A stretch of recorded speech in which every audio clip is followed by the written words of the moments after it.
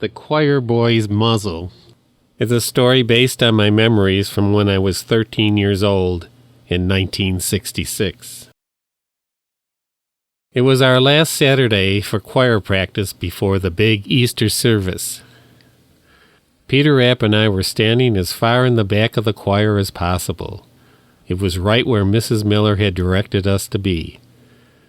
Mrs. Miller was our choir director, and apparently Pete's and my voice were not to her liking. If it were up to her, I'm sure that she'd have both of us singing from behind the altar. We were 13 and our voices were changing, so no one knew what would come out of our larynx at any moment. It wasn't uncommon to hear one of our voices crack from time to time, but we kept singing, much to Mrs. Miller's exasperation. She'd be motioning the singers in the front to raise their voices while directing Pete and me to sing as softly as possible. We didn't always respond as quickly as she would have liked, but we were just singing our praises to the Lord, so we didn't always pick up on her frustration. By the end of practice, most of the choir members were excited and we were ready for the big show. Mrs. Miller, on the other hand, appeared somewhat browbeaten and uncertain about the choir's readiness for the next day. I headed home feeling pretty good. I really enjoyed singing, and I was looking forward to singing some more in our neighborhood rock band later that afternoon. After scarfing down a quick lunch, I grabbed my guitar and headed down our street to meet up with my friends to rock out on the newest hits. We were all set up and ready to get into it when I realized that there was no mic for me to sing into.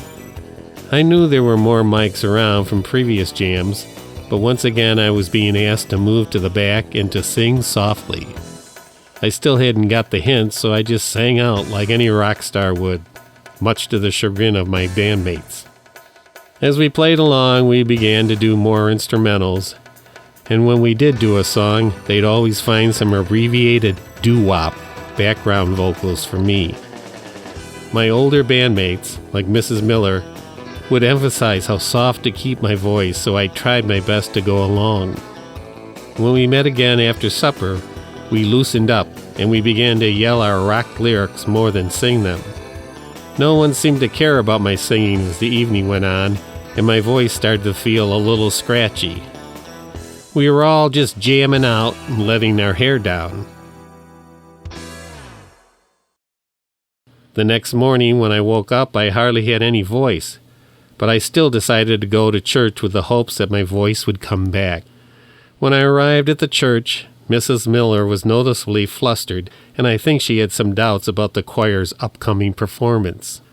As the members of the choir were putting on their robes, a more relaxed Mrs. Miller came in and told us that she had just learned that Peter was sick and that he wouldn't be joining us. I swear she had a slight smile on her face when she announced it, but I couldn't figure out why. I wasn't looking forward to telling her that I had lost my voice, but I raised my hand and she called on me. "I'm sorry to tell you, Mrs. Miller, that I've lost my voice and I won't be able to sing."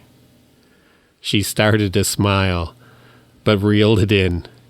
She looked towards the heavens as if to say, "Thank you, my prayers have been answered." She was very comforting and told me that things like this happen sometimes. It would be fine for me to just mouth the words. I told her that I could try to sing, but she assured me that there was no need to strain my voice any further. As we were preparing to go to the choir loft, Diane Pearsall nudged me and offered me a Smith Brothers cough drop for my throat. I shook one from the small red box and thanked her. I appreciated the soothing effect that it had on my throat, and I began to hope that I might be able to sing after all. The service had been going on for almost an hour now, and it was time for the choir to do its thing. We all rose with our lyrics in hand, and the choir sang without me.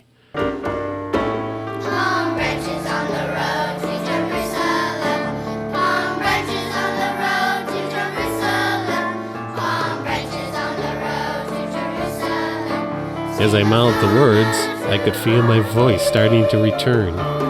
It was either a Smith Brothers miracle or the spirit of Easter that was bringing my voice back. I began to sing like never before, and the whole choir sounded like angels to me. Mrs. Miller apparently heard something different and began to direct me with her palms down to soften my voice. We were approaching the climactic crescendo, and I just closed my eyes and let it rip.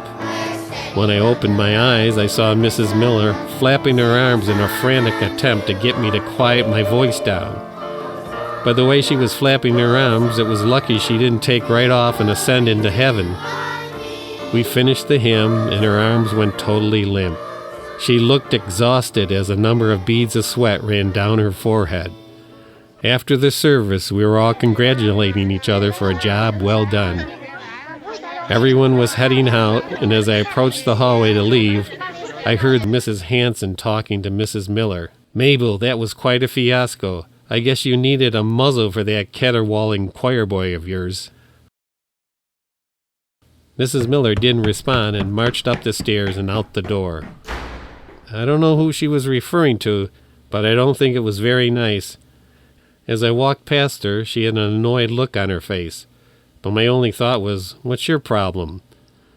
I headed home for lunch and another afternoon of band practice. Not too long after that, the hair under my armpits started to grow in, and more pubic hairs were sprouting up as my voice changed for the better. And now, ever since then, I've been strumming my guitar and singing my songs. We're gonna sing it 'cause we like to sing this way.